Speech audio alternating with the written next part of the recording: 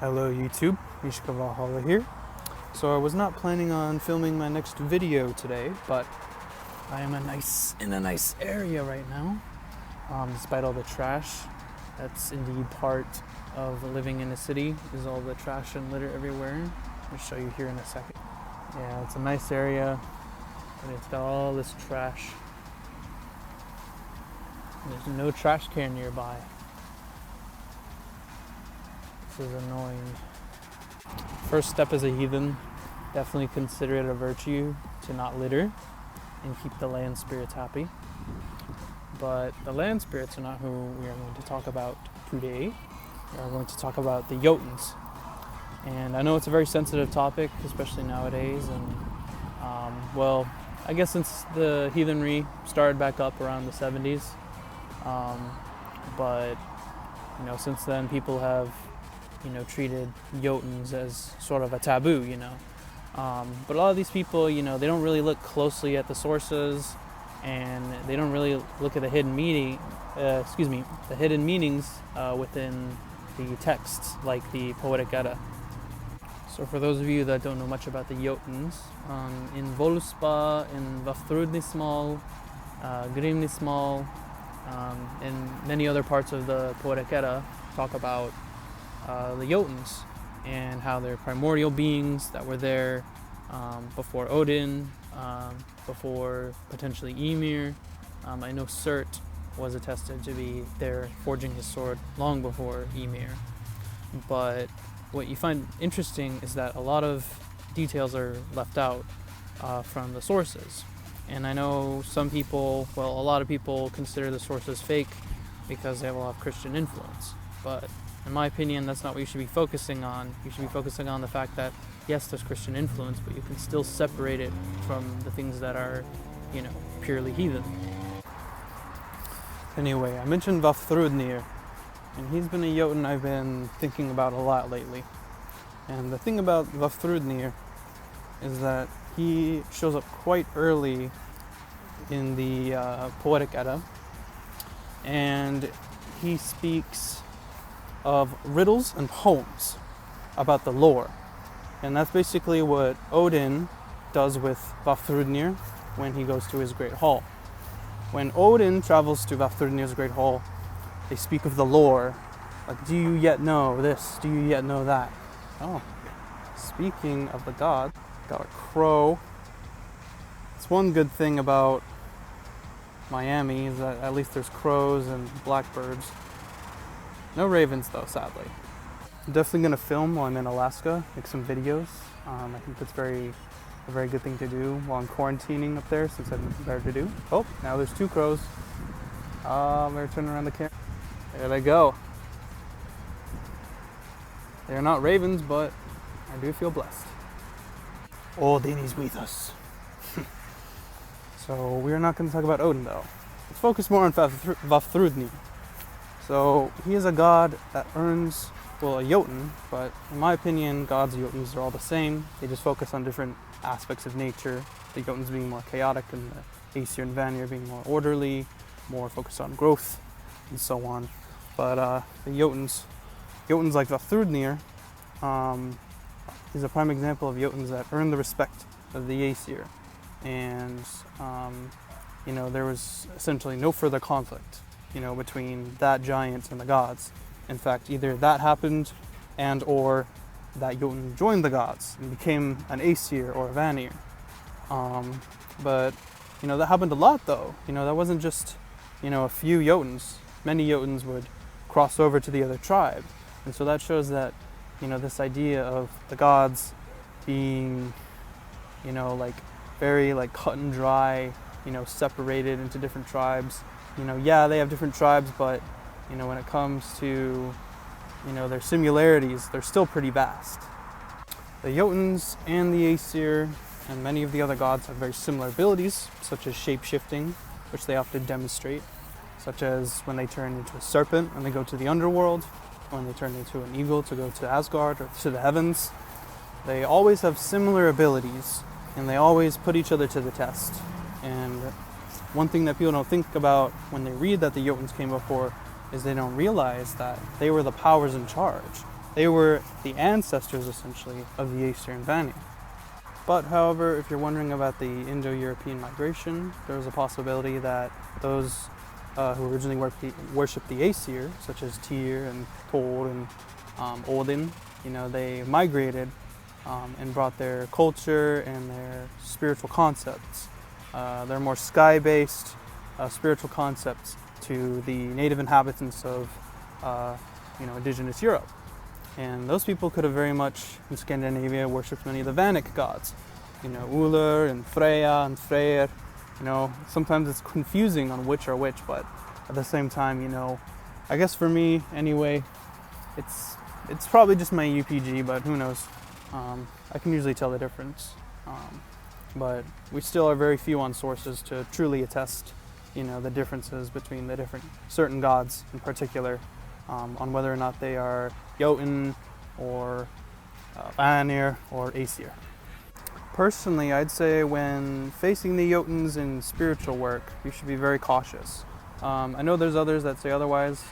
Some people say that, it's just about, approaching them confidently and, not showing signs of weakness or something, or I don't know, there's just certain principles that people put out there on how to contact the Jotunns and how to have a stable relationship with them. And if you were to ask me, I'd ask, what Jotun are you talking about? Which Jotun, to you, actually, you feel connected to, because I do believe such a relationship is possible. And being chaotic primordial beings, I do believe that there should be a level of confidence you have when you approach them, to, stand your ground and, try to, in a way, just approach them as you would, a respected elder. I know many of us would approach the Aesir and Vanir that way, but I guess it's a different feel, There's more rebelliousness involved with the Jotunns, more of, nothing matters, we're all equal in the end, all equal in the grave, yada yada, but, just kind of a concept that seems to me very Jotun-like, but, not all the Jotunns are purely chaotic, like I mentioned about Thrudnir. Some showed signs of greatness, like Hrungnir, but Hrungnir eventually, of course, was decapitated because he lost, the battle of wits between Odin. Odin likes to do that a lot. He likes to challenge the Jotunns, many of them, to battles of wits.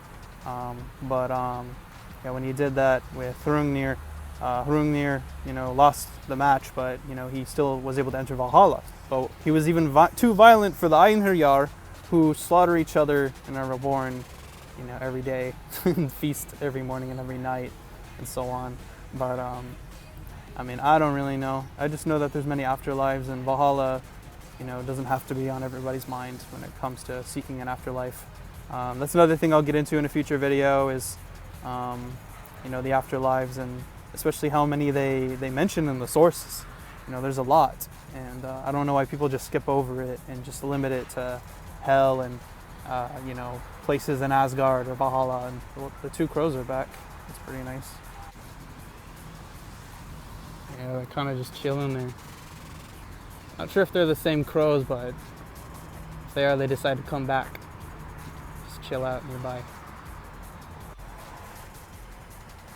Do you have a moment to talk about our Lord and Savior, Odin? I've actually been waiting to say that. They're spectating me. I'm feeling lucky. I don't know what's going on. Hey, sorry about that, everybody. I had to make some dinner for some of my relatives. So anyway, back to the original subject. I promise those two ravens didn't eat my body and take my corpse to Valhalla. I promise. Plus, I wasn't in an epic battle anyway, so it's kind of stupid anyone would ever assume that. But anyway, back to the subject of Hrungnir. So where we left off was when Hrungnir died and he went to Valhalla. Yes, a Jotun went to Valhalla, but it was short-lived because, he was violent, too violent for the Einherjar. So Thor himself came to Valhalla and threw Mjolnir, his hammer, at Hrungnir, destroying Hrungnir, probably sending him to hell or something. I don't know. And hell not being a damnating place, but where most dead people go, even gods and giants. And again, eventually I'll get on the topic of afterlives, but for this video I definitely wanted to focus mainly on the Jotunns. But aside from that, other interesting Jotunns are Surt, especially, being one of the oldest, if not the oldest, Jotun. He is the lord of Muspelheim, which is the realm of the fire Jotunns. As a very important goddess, she was the goddess of the sun, and you needed that in Scandinavia because it's typically colder up there, far in the north. But despite the fact that during the Viking Age there was a particularly warm period, but aside from that, still colder than most parts of Europe.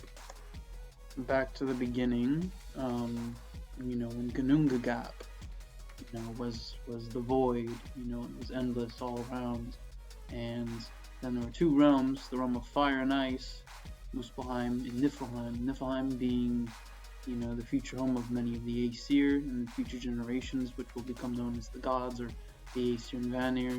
And then, of course, you have Muspelheim, as I mentioned, the realm of Surt. And the realm of Surt mainly consists of fire Jotuns, and I do believe Sunna, or Sol. Sol is probably a more Latinized pronunciation, like Sunna, or Suna, whichever way you wish to pronounce it. The sun goddess, she was basically celebrated. And this isn't the first time, like I said, a Jotun has crossed over and become a goddess or a god, worshipped by the common people. I don't believe that the Jotuns were ever worshipped, at least, towards the Viking Age or Norse Bronze Age or whatever. Like, I do imagine the Jotuns being worshipped typically around, early Neolithic times, maybe Stone Age, I don't know. But these are very primordial gods if they were ever worshipped. And I say if they were ever worshipped, because we don't truly know. We can just only guess because, based on the lore and, some archaeology perhaps, but especially in the lore, they do talk about old gods, being there before, why have other gods if people aren't going to have cults for them, I'm sure there were always people who had cults to these types of gods. But anyway, according to the lore, what we definitely know is that there were Jotuns. Sorry, that's my cat. What are you doing? Do I have to make you say hello to the camera again? Here Bella is, my wonderful kitty. Oh, you see the butt in the background. Sorry about that. Tried to cover it with my head. She's gonna leave me now. Oh well. She's not gonna stop making noise.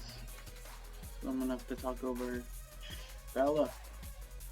Please. Anyway. So, back on topic. That cat will always cause mayhem. I am so sorry. Anyway.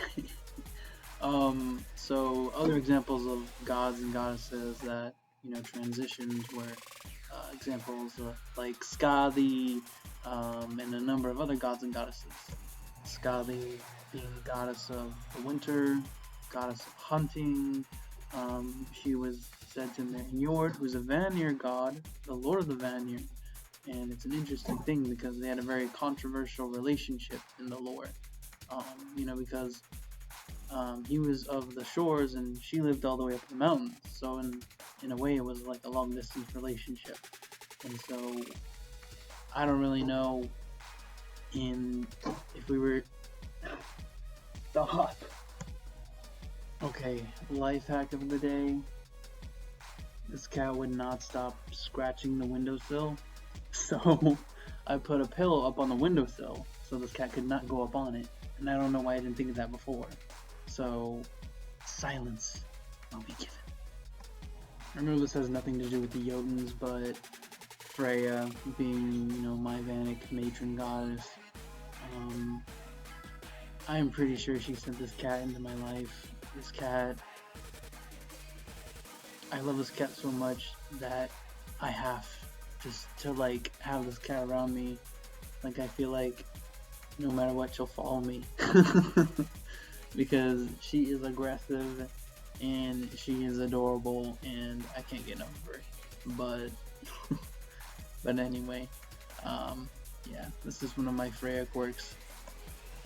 Anyway, what can make the Vanir relevant is the fact that Maid Vanir did indeed, intermarry with the Jotunns. And I don't know if I mentioned already, Gerder, she is a Jotun, a princess or a queen, and I forgot her father's name, but he is also a Jotun, obviously. But she marries Freyr because Freyr goes on Odin's throne, Hlidskjalf, and basically sees everything, all the 9 realms, all over, where the tree of life stretches, and basically he spotted Gerder and fell in love immediately. And so Odin came along and he was like, "Hey, buddy, there's gonna be a price for this. If you get married to this babe." And he's like, "I know, but but he wanted her anyway." So he went to the father of this giantess, and I try to avoid saying giant, and that's mainly because it's a modern term to refer to the Jotuns. They aren't like big people exclusively. I mean, that can be a type of a giant, but in a way, the Jotuns aren't giants. They're more like titans, in my opinion, or like the Genti in Greek mythology. But that's just a deeper topic that I also don't know too much about, so I won't explore that. But yeah. So remember when I mentioned the price Freyr had to pay to marry this Jotun? I mean, you see a lot of the Aesir sometimes being really big jerks to the Jotuns, and vice versa. The Jotuns fighting the Aesir, right? And so on and so on. I mean, the Vanir, again, I've said this before, they seem to be like a middle ground, like between the Jotuns and between the Aesir. They're kind of like a buffering zone. But then again, that's just my opinion. The price Freyr had to pay for the marriage of Gerder was his magical sword, which he could basically remove from its scabbard and it would fight for him without him having to touch it. And this was a great loss for him because in the foretellings of the prophecy of Ragnarok, Freyr, when he fights Surt, the fire Jotun, the lord of the fire giants, he comes along with his great fire sword that he's been forging since the beginning of time, like long before Odin ever asks the seeress, about the prophecy of the Volspa. Volspa being the stories in the Eddas about the beginning and end of the cosmos. So basically the cycle of Ragnarok, as I like to call it. So it's the idea that Ragnarok has happened multiple times over, and the Jotuns are spoken of in the lore in Volspa. They are essentially there. They've been there. They've been in hell. They've been in the underworld, or they've been hidden in ice in Niflheim. But I think Niflheim, in a way, is part of hell, because in a way, the way they talk about Niflheim and Niflhel, there seems to be that connection with Helheim. Well, Helheim is a Marvel invention, but Hell, is the proper term, of course. When Freyr fights Surt, all he has is an antler during Ragnarok, when all the gods and the Jotuns and the monsters fight each other at the end days, when the Einherjar leave Valhalla, when the warriors of Sistrumnir go upon the boat, upon the hall of Sistrumnir, and are basically, rescued by Freya, if I'm foretelling correctly. But but during these events in Ragnarok, all the gods face basically a worthy foe, an equal adversary to them, a chaotic counterpart. So ultimately, Freyr just has his antler, and ultimately, because of that, he doesn't have the weapon he needs to defeat Surt. So in a way, Surt defeats him, and at the end, Surt consumes the whole world with fire. The whole world burns, etc., and then things start anew, of course. So, you have a lot of controversial Jotuns out there, obviously. Hrungnir, Surt, Who's another controversial Jotun? Well, plenty of them. Thrym, because Thrym is the one, and Thrymheim. Fun fact: Thrymheim was given to Skadi after Thrymheim's death. But what happened, why Thrym died, was because he stole Thor's hammer, which is not a smart thing to do. And as many of us know, Thor is the bane of the Jotun, because in Midgard, the idea is that there is a wall surrounding our realm, and Thor is basically guardian of the common folk, and he protects us from the Jotuns in a way, from crossing over. That's, the mythological belief anyway. But essentially he's keeping us safe. He's the god of the common folk, and he is, the son of Odin. He is a god of the Aesir, and the Jotuns, many of them don't like him. So ultimately, Thor had to dress up as a bride because Thrym wanted to marry Freya in exchange for the hammer, and he wasn't gonna have that, obviously. No one was gonna have that. Freya was definitely not gonna have that. So Thor had to dress up as Freya, and that pissed him off already. So, he ended up, killing everybody at the wedding, everybody in Thrymheim, and, after that, he was gone. And, so basically, Thrymheim belonged to Skadi, later on after that. And you see, even in Thor, you already see some chaotic Jotun-like tendencies, because he just rage quit. That's a very Jotun-like thing. They're very focused on raw rage, or like raw energy, pure chaos, and that could definitely be explained by the fact that Thor is the offspring of a Jotun, of Mother Earth, Jord. She is a Jotun. She is essentially Fjorgen, just this large, earth goddess. They don't refer to her as like, they don't personify her that much or at all. They just refer to her as Jord. She is the mother of Thor.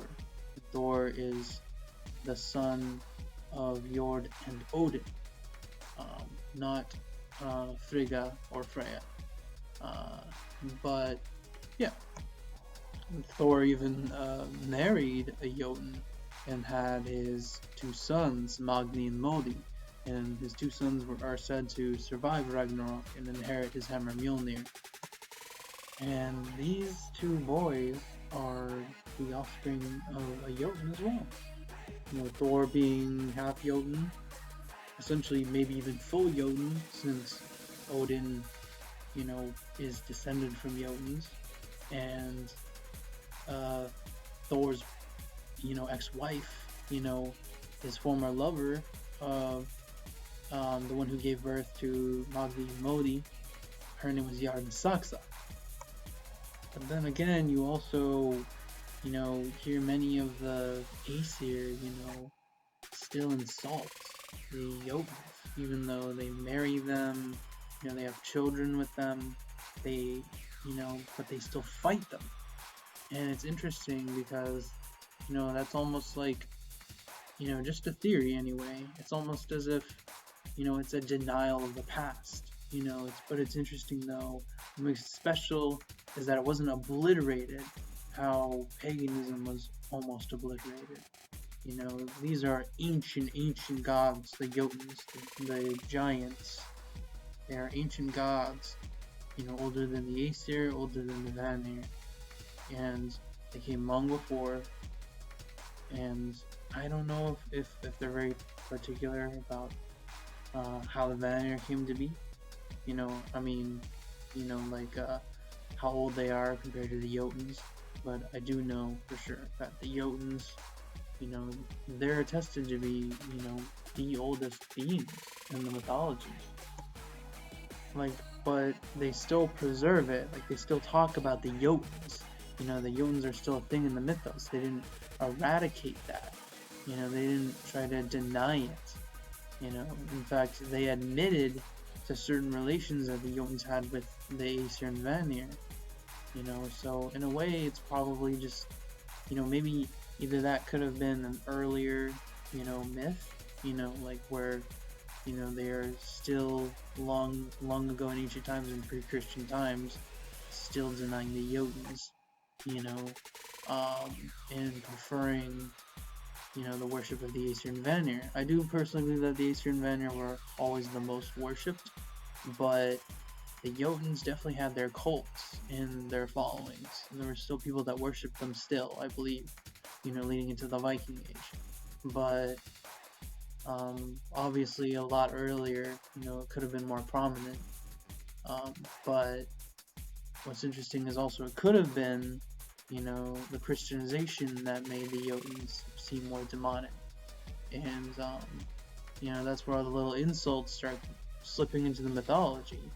The gods start, like going to war with the Jotuns, they start insulting them, they, have these contradicting relationships with them, but then again, in a way, it's also human, and the gods, the pagan gods in general, typically reflect human behavior.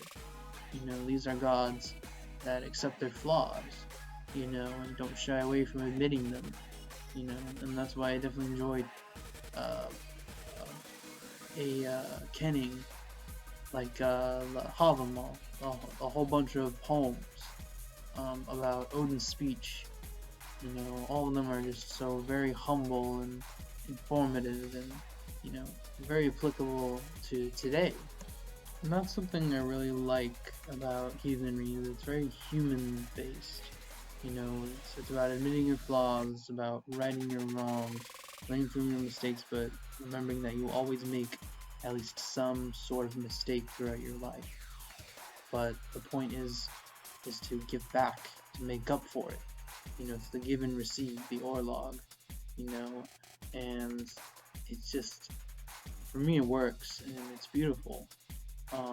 But it's interesting because orlog is something that is even spoken of to be, from around the time of the Jotuns, maybe even older than the Jotuns. The fate, Virt or Erd, it goes long ago, and that's where the three sisters came from. They came from a Jotun, and they are Jotuns themselves. They come from an ancient line of Jotuns. So, and the gods seek their advice because they are the Norns.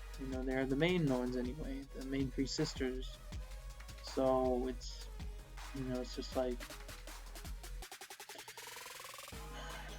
are the Jotuns bad or are they not? Yes and no, I'd say. I'd say that the Jotuns are chaotic. They are very primordial in nature. They are very elemental based, very raw. It's maybe sometimes unforgiving, but,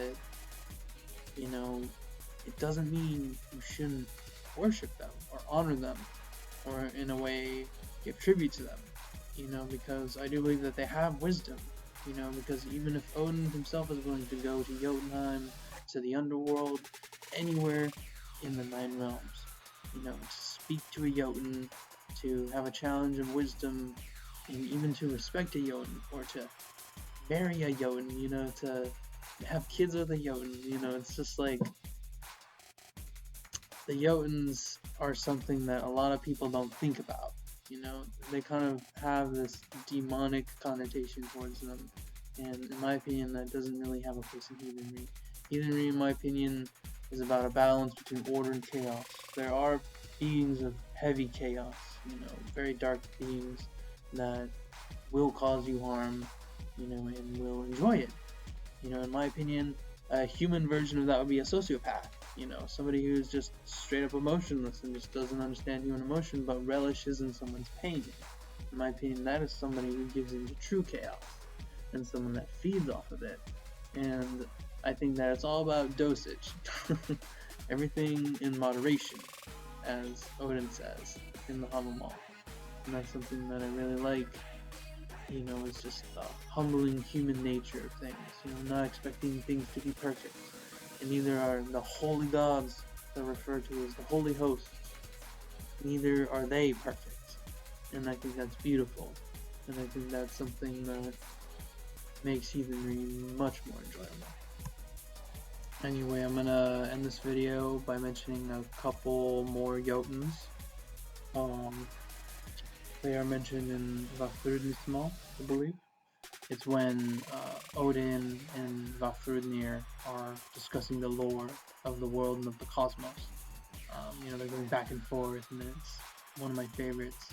And they're basically going over, how did we make man determine the day and night, who put the moon and the sun in the sky, so on and so on, and I wrote it all down here, the different names and who they are.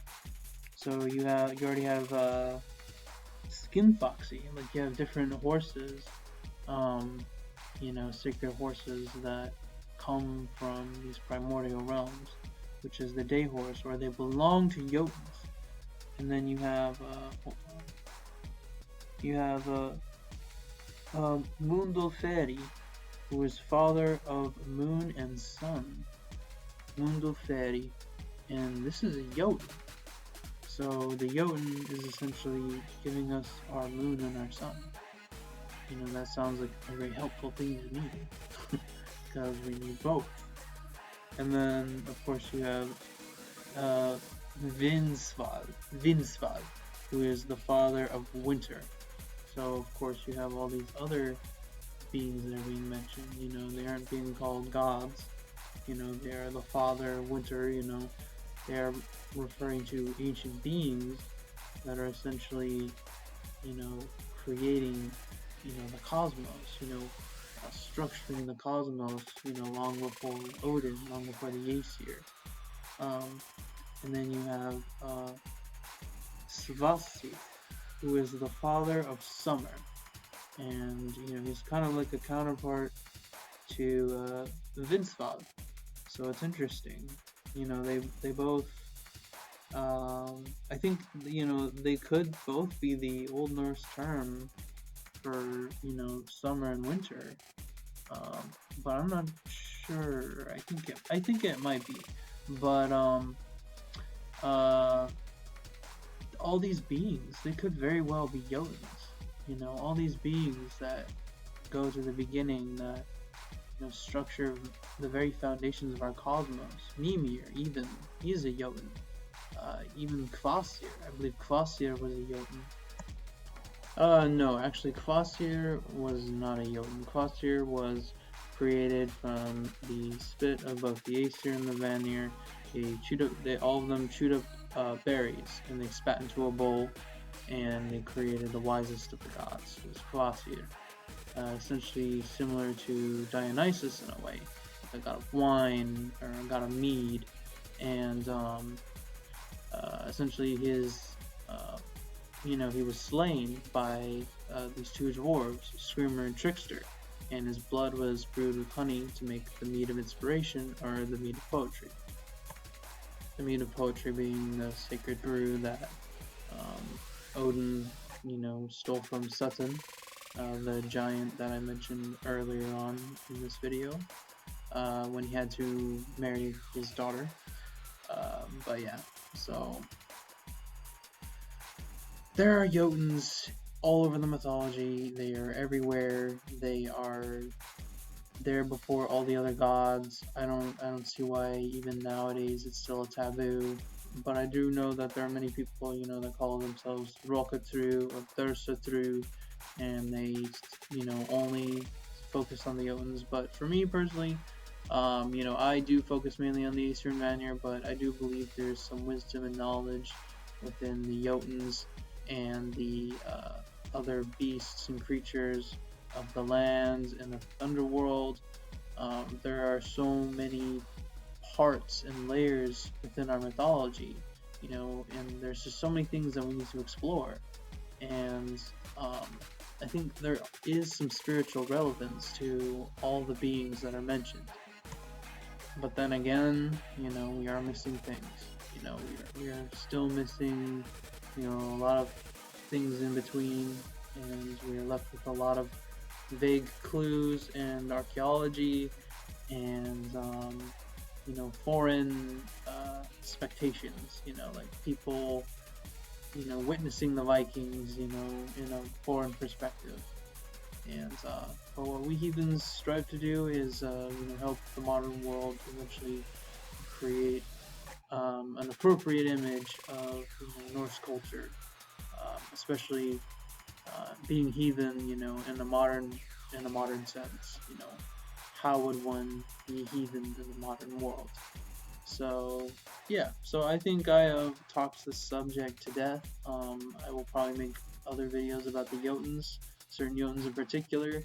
But I just wanted to put this video out there. Please like and subscribe. Thank you for keeping up with my content. Please stay tuned for future videos. Thank you so much, and have a good day or night. Hail, and thank you.